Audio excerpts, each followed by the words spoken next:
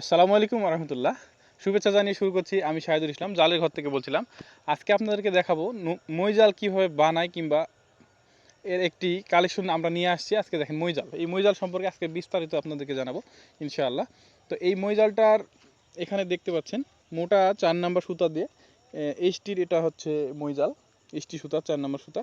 তো এই যে দেখছেন এখানে হাতে বুনিয়ে, তার পাশে এই যে দেখছেন এটা হচ্ছে মোটা সুতার মাধ্যমে যেটাকে বাঁধা রয়েছে রশির সঙ্গে। আর এটা রয়েছে আলাদা, যেহেতু এটা বট, তারপরে একটা কট সুতা রয়েছে যাতে জালটা সুন্দরভাবে ঢিল ঢিল করতে পারা যায়। মানে যখন টান করে দুই পাশ ধরে টান দিবেন, তখন জালটা যাতে টান না খায়, যেন গোল হয়ে যায়, তাতে মাছটা বেশি আসবে।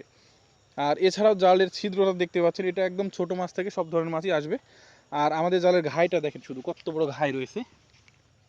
এই যে দেখতে পাচ্ছেন এখান থেকে এখান পর্যন্ত প্রায় 2 হাত ঘাই রয়েছে আমাদের। আর ঘাইগুলো দেখেন শুধু কীভাবে বাঁধা রয়েছে। এই যে কাঠিটা দেখেন, কাঠিটা দেখেন, এই যে দেখতে পাচ্ছেন আমাদের কাঠিটা বাঁধা। এই কাঠিটা দৌড়াদৌড়ি করতে পারবে না, এখানেই শুধু ঘুরবে, এই কিন্তু কোথাও যাইতে পারবে না এরকম। তো এই যে দেখতে পাচ্ছেন এখানে কি সুন্দর লাগতেছে দেখেন কাঠিটা। এই কাঠিটার মাধ্যমে আপনার এর ভিতর দিয়ে দেখতে পাচ্ছেন ফাঁক রয়েছে, এই ফাঁক দিয়ে যে কোনো মাছ অনায়াসে ঢুকে যেতে পারবে। এরকম জাল আমরা লম্বায় 30 হাত থেকে শুরু করে 50 হাত 100 হাত পর্যন্ত বানিয়ে দিই। যাদের যেরকম ইচ্ছা কাস্টম আমাদের থেকে বানিয়ে নিতে পারেন। এই জালগুলো আমরা খুবই অল্প দামে বিক্রি করে থাকি।